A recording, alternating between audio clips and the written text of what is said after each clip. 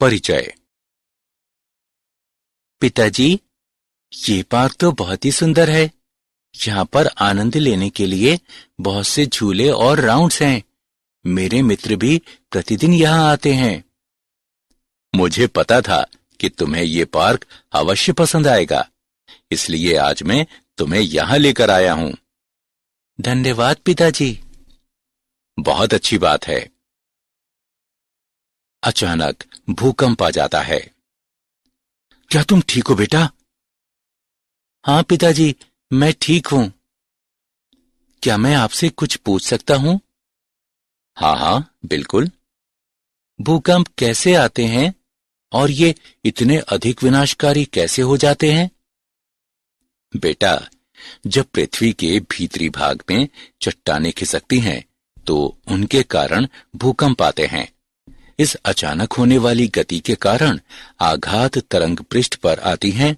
ये तरंगें पृथ्वी के पृष्ठ के अनुदिश चलती हैं और बहुत क्षति पहुंचाती हैं। जी पिताजी, अब मुझे समझ में आ गया और मैं इन तरंगों के विषय में और जानना चाहता हूं। ठीक है बेटा, मैं तुम्हें बताऊंगा।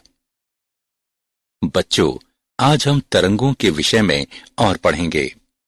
उद्देश्य। इस पाठ के अंत में आप निम्न करने में सक्षम हो जाएंगे।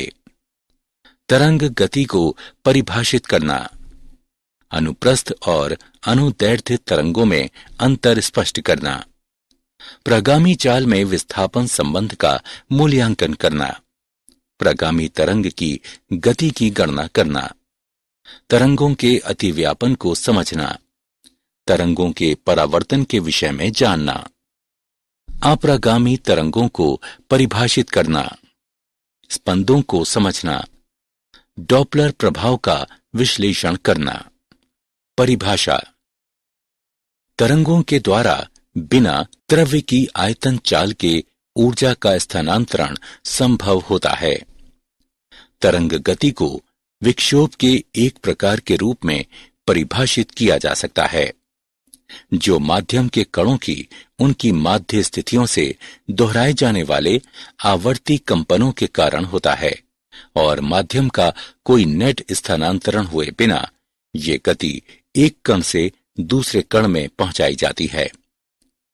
एक पत्थर का पानी में गिरना, एक लड़के का किसी से बात करना। भूकंप। ये तरंग गति के कुछ उदाहरण हैं। इस पाठ में हम यांत्रिक तरंग गति के विषय में पढ़ेंगे। यांत्रिक तरंगों को केवल उन भौतिक माध्यमों में उत्पन्न एवं संचारित किया जा सकता है जिनमें प्रत्यास्थता और जड़त्व होता है। इन तरंगों को प्रत्यास्थ तरंगें भी कहते हैं। अनुप्रस्थ और अनुदैर्ध्य तरंगें। अनुप्रस्थ तरंग वो तरंग होती है जिसमें माध्यम के सभी कण अपनी माध्य साम्यावस्था पर तरंग संचरण की दिशा के अभिलंबवत दिशा में सरल आवर्ती गति करते हैं। अनुदैर्ध्य तरंग गति वो तरंग गति होती है जिसमें माध्यम के पृथक कण तरंग संचरण की दिशा के अनुदिश अपनी माध्य स्थितियों पर सरल आवर्त गति करते हैं। आइए अनुप्रस्थ तरंगों और अनुदैर्ध्य तरंगों में अंतर समझें। अनुप्रस्थ तरंगों में माध्यम के कण तरंग के संचरण की दिशा के समकोणों पर कंपन करते हैं, जबकि अनुदैर्ध्य तरंगों में माध्यम के कण तरंग के संचरण की दिशा के अनुदिश कंपन करते हैं। अनुप्रस्थ तरंगें एकांतर तुंगों यानी शीर्षों या शिखरों एवं द्रोणियों यानी गर्तों के रूप में गमन करती हैं। एक तुंग और एक द्रोणी एक तरंग बनाते हैं, जबकि अनुदैर्ध्य तरंगें एकांतर संपीडनों के रूप में गमन करती हैं। एक संपीडन और एक विदलन मिलकर एक तरंग बनाते हैं। अनुप्रस्थ तरंगें केवल ठोसों में और द्रवों के पृष्ठ पर ही बन सकती हैं, जबकि अनुदैर्ध्य तरंगें किसी भी माध्यम में बन सकती हैं। जब अनुप्रस्थ तरंगें संचरित होती हैं तो माध्यम में कोई भी दाब परिवर्तन नहीं होता है। परंतु जब अनुदैर्ध्य तरंगें संचरित होती हैं तो माध्यम में दाब परिवर्तन होता है। अनुप्रस्थ तरंगें एक ज्या वक्र द्वारा सीधे निरूपित की जा सकती हैं, जबकि अनुदैर्ध्य तरंगें एक ज्या वक्र द्वारा केवल अप्रत्यक्ष रूप से निरूपित की जा सकती हैं। अनुप्रस्थ तरंगें ध्रुवीकृत की जा सकती हैं, जबकि अनुदैर्ध्य तरंगें ध्रुवीकृत नहीं की जा सकती। प्रगामी चाल में विस्थापन संबंध। प्रत्येक क्षण में विस्थापन समय फलन उस क्षण पर तरंग की आकृति बताता है। ये उस अवस्थिति पर माध्यम के निर्माण की गति का भी वर्णन करता है।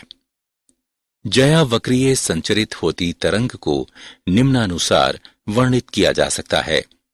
y बराबर a sin kx घटा ओमेगा t, जहां y बराबर स्थिति x और समय t के फलन के रूप में विस्थापन है। a बराबर तरंग का आयाम, ओमेगा बराबर तरंग की कोणीय आवृत्ति, k बराबर कोणीय तरंग संख्या। आयाम ए माध्यम के निर्माणकों का उनकी साम्यावस्था से अधिकतम विस्थापन प्रदर्शित करता है। ये तरंग का आयाम कहलाता है। तरंग दैर्ध्य समान कला वाले दो बिंदुओं के बीच न्यूनतम दूरी तरंग का तरंग दैर्ध्य कहलाती है, जिसे प्रायः लेम्ला द्वारा निरूपित किया जाता है। सरलता के लिए हम कह सकते हैं कि किसी तरंग में दो क्रमिक तुंगों या द्रोणियों के बीच की दूरी तरंग दैर्ध्य होती है। आवर्तकाल तरंग के दोलन का आवर्तकाल वो समय होता है जो एक एलिमेंट एक पूर्ण दोलन पूरा करने में लेता है। एक संचारित तरंग की चाल। सभी प्रगामी तरंगों के लिए एक सामान्य संबंध निम्न रूप में व्यक्त है। v बराबर लेम्ला बटे t। माध्यम के किसी निर्माणक द्वारा एक पूर्ण दोलन हेतु अपेक्षित समय में तरंग पैटर्न तरंग के तरंग दैर्ध्य के बराबर दूरी तय करता है। तानित डोरी पर एक अनुप्रस्थ तरंग की चाल। माना कि एक डोरी को दो दृढ़ टेकों के बीच ताना गया है। यदि डोरी को चुटकी से खींचते हुए थोड़ा विस्थापित किया जाता है तो डोरी की लंबाई के अनुदिश एक निश्चित वेग के साथ एक उभार संचरण करता है। उभार के संचारण का वेग डोरी के तनाव और द्रव्यमान प्रति इकाई लंबाई पर निर्भर करता है। तानित डोरी पर संचरण करने वाले विक्षोभ का वेग निम्नानुसार व्यक्त है। c बराबर वर्गमूल t बटे म्यू, जहां t बराबर डोरी में तनाव, म्यू बराबर द्रव्यमान प्रति इकाई लंबाई। अब एक सिरे पर स्थिर की गई डोरी के दूसरे सिरे पर एक भार लटकाते हुए इसे तानित किया जाता है। डोरी में तनाव डोरी के प्रत्यस्थता गुण और जड़त्व से संबंधित है। तानित करने पर वेग निम्न रूप में व्यक्त होता है। c बराबर वर्गमूल t बटे पाई आर वर्ग रो, जहां r बराबर डोरी की त्रिज्या, रो बराबर सामग्री का घनत्व। एक अनुदैर्ध्य तरंग की चाल। एक अनुदैर्ध्य तरंग के संचरण का वेग माध्यम की प्रत्यास्थता तथा घनत्व पर निर्भर करता है। तरंग वेग बराबर वर्गमूल प्रत्यास्थ मॉडुलस बटे घनत्व। तरंगों के अध्यारोपण का सिद्धांत। तरंगों के अध्यारोपण के सिद्धांत के अनुसार माध्यम में किसी बिंदु पर एक साथ कार्य करने वाली तरंगों के कारण विस्थापन उनमें से प्रत्येक द्वारा पृथक रूप से कार्य करने के कारण विस्थापन सादिशों का सदिश योग होता है। आइए एक उदाहरण देखें। एक दूसरे के निकट आते दो स्पंदों पर विचार करें। जब स्पंद एक दूसरे को पार करते हैं तो वे संयुक्त होकर एक परिणामी स्पंद बनाते हैं। एक दूसरे को पार करने के बाद वे पुनः इस तरह स्वतंत्र रूप से गमन करने लगते हैं जैसे कुछ ना हुआ हो। इससे तरंगों के अध्यारोपण की निम्न 3 महत्वपूर्ण स्थितियों का पता चलता है। समान आवृत्ति की 2 तरंगें समान वेग के साथ समान दिशा में चलती हैं। इससे तरंगों के व्यक्तीकरण की घटना होती है। सदृश आवृत्तियों तथा आयामों वाली 2 तरंगें विपरीत दिशाओं में समान चालों से एक ही पथ के अनुदिश गमन करती हैं। इससे अप्रगामी तरंगें उत्पन्न होती हैं। अल्प भिन्न आवृत्तियों वाली 2 तरंगें समान वेग के साथ समान दिशा में चलती हैं। इससे विस्पंदों की परिघटना होती है। तरंगों का परावर्तन। जब कोई तरंग किसी दृढ़ परिसीमा से टकराती है तो ये पूर्णतः परावर्तित हो जाती है, और यदि परिसीमा दृढ़ नहीं है तो आपतित तरंग का एक भाग परावर्तित हो जाता है और कुछ भाग द्वितीय माध्यम में पारगमित हो जाता है। आइए एक उदाहरण देखें। एक स्पंद एक तानित डोरी के अनुदिश गमन करता है और परिसीमा द्वारा परावर्तित हो जाता है। परावर्तित तरंग की आकृति आपतित स्पंद के समान होती है, किंतु परावर्तन होने पर इसकी कला में 180 डिग्री परिवर्तन हो जाता है। ऐसा इसलिए होता है क्योंकि परिसीमा दृढ़ है और परिसीमा पर हर समय विक्षोभ का विस्थापन शून्य ही होता है। जब परिसीमा नहीं होती तो परावर्तित तरंग की आकृति और कला आपतित तरंग के समान होती है। स्थैतिक अप्रगामी तरंगें। विपरीत दिशाओं में गमन करने वाली 2 एक समान प्रगामी तरंगों के अध्यारोपण द्वारा निर्मित परिणामी तरंग अप्रगामी तरंग कहलाती है। प्रस्पंद। कुछ बिंदुओं पर विस्थापन अन्य बिंदुओं की अपेक्षा सदैव अधिकतम होता है। ये बिंदु अधिकतम आयाम के साथ कंपन करते हैं और प्रस्पंद कहलाते हैं। 2 क्रमिक प्रस्पंदों के बीच की दूरी λ/2 होती है। निस्पंद। कुछ बिंदुओं पर विस्थापन सदैव शून्य होता है। ये बिंदु जो सदैव स्थैतिक रहते हैं निस्पंद कहलाते हैं। 2 क्रमिक निस्पंदों के बीच की दूरी λ/2 होती है। ये प्रेक्षित किया गया है कि एक निस्पंद और निकटस्थ प्रस्पंद के बीच की दूरी λ/4 होती है। विस्पंदें। जब लगभग समान आवृत्ति तथा समान आयाम की 2 ध्वनियां एक साथ उत्पन्न होती हैं तो परिणामी ध्वनि में एकांतर उच्चिष्ठ और अल्पिष्ठ होते हैं। नियमित अंतरालों पर ध्वनि का एकांतर उतार चढ़ाव होने की ये परिघटना विस्पंदें कहलाती हैं। आइए एक उदाहरण देखें। 2 सन्नादी तरंगें हैं जिनमें से एक की आवृत्ति 12 हर्ट्ज और दूसरी की आवृत्ति 10 हर्ट्ज है। जब वे एक दूसरे पर अध्यारोपित होती हैं तो वे 2 हर्ट्ज आवृत्ति की विस्पंदें उत्पन्न करती हैं। प्रति सेकंड सुनी जाने वाली विस्पंदों की संख्या विस्पंद आवृत्ति कहलाती है। विस्पंदें केवल तब सुनी जाती हैं जब 2 ध्वनिकारी निकायों की आवृत्तियों में अंतर 10 से अधिक नहीं होता। ऐसा श्रवण निरंतरता के कारण होता है। प्रत्येक तीव्र ध्वनि से अगली तीव्र ध्वनि तक का समय एक विस्पंद काल कहलाता है। उदाहरण। आइए विस्पंद का एक उदाहरण देखें। एक साथ बजाए जाने पर एक ट्यूनिंग फोर्क और एक वायु स्तंभ 51 डिग्री सेल्सियस पर 1 सेकंड में 4 विस्पंदें उत्पन्न करते हैं। वायु स्तंभ का तापमान घटाकर 16 डिग्री सेल्सियस कर दिए जाने पर वही ट्यूनिंग फोर्क 1 विस्पंद प्रति सेकंड उत्पन्न करता है। ट्यूनिंग फोर्क की आवृत्ति निर्धारित करें। आइए इसका हल देखें। जब वायु स्तंभ का तापमान कम किया जाता है तो वायु स्तंभ में ध्वनि की चाल कम हो जाती है। चूंकि V बराबर U बटे लेमला, इसलिए V घटता है। चूंकि निम्नतर तापमान पर विस्पंद प्रति सेकंड की संख्या कम है, इसलिए हम ये निष्कर्ष निकालते हैं कि वायु स्तंभ की आवृत्ति ट्यूनिंग फॉर्क की आवृत्ति से अधिक है।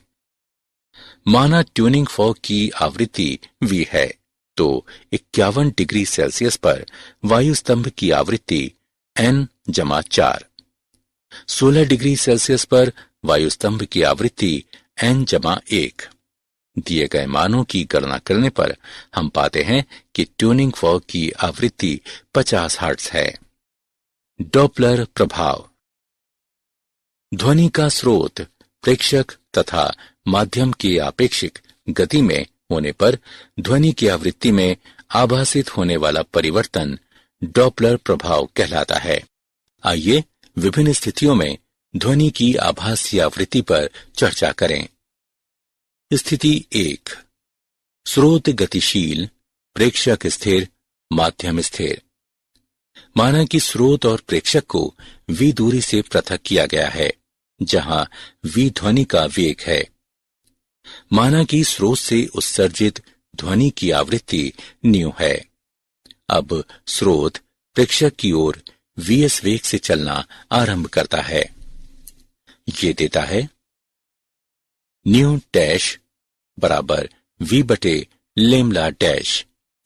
गणना करने पर हम पाते हैं कि न्यू डैश बराबर V बटे V माइनस Vs गुणे न्यू।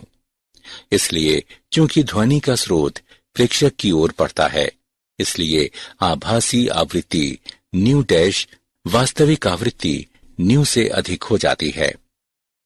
यदि स्रोत प्रेक्षक से दूर जा रहा है तो आभासी आवृत्ति निम्न द्वारा व्यक्त होगी। न्यू डैश बराबर V बटे V प्लस Vs गुणे न्यू। स्थिति 2। प्रेक्षक गतिशील, स्रोत स्थिर, माध्यम स्थिर। प्रेक्षक स्रोत की ओर V0 वेग से चलता है। 1 सेकंड में प्रेक्षक V जमा V0 दिग स्थान घिरने वाली तरंगें प्राप्त करता है। इकाई दूरी में तरंगों की संख्या बराबर न्यू बटे V। V जमा V0 दूरी में तरंगों की संख्या बराबर न्यू गुणे V जमा V0 बटे V। आभासी आवृत्ति न्यू डबल डैश बराबर V जमा V0 बटे V गुणे न्यू। यदि प्रेक्षक स्रोत से दूर जा रहा है तो आभासी आवृत्ति निम्न द्वारा व्यक्त होगी। न्यू डबल डैश बराबर V घटा V0 बटे V गुणे न्यू। स्थिति 3। जब स्रोत और प्रेक्षक दोनों ही एक दूसरे की ओर गतिशील हैं। जब स्रोत और प्रेक्षक दोनों ही एक दूसरे की ओर गतिशील हैं तो आभासी आवृत्ति निम्न द्वारा व्यक्त होगी।